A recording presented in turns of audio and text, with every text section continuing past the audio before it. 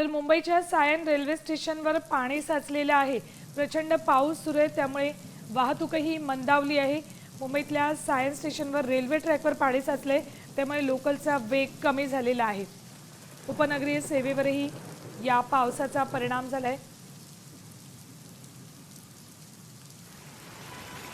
Sion railway station परिसरातली ही दृश्य, प्रचंड पाणी या भागातही साचले। रेल्वे ट्रॅकवर सुद्धा पाणी साचले त्यामुळे लोकलचा वेग मंदावला।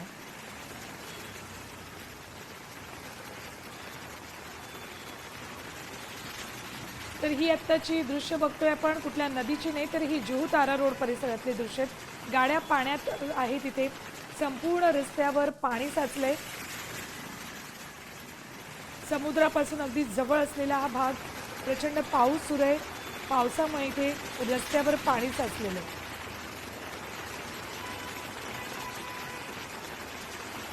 मुंबईत सायनमध्ये 144 मिलीमीटर पावसाची नोंद झाली आहे रात्रभरामध्ये, तर वरळीत 137 मिलीमीटर पावसाची नोंद झाली। दादरमध्ये 137 मिलीमीटर पाऊस कोसळला।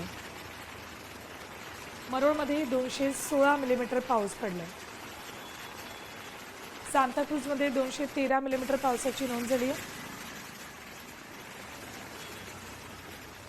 अंधेरीत 207 मिलीमीटर पाऊस कोसळलाय, तर विक्रोळीत 213 मिलीमीटर पावसाची नोंद झाली। घाटकोपरमध्ये 204 मिलीमीटर पाऊस बरसला। पवईतही 200 मिलीमीटर पाऊस कोसळला।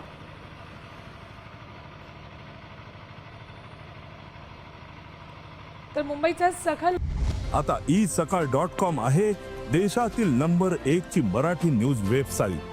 प्रत्येक अपडेटसाठी isakal.com ला नक्की भेट द्या।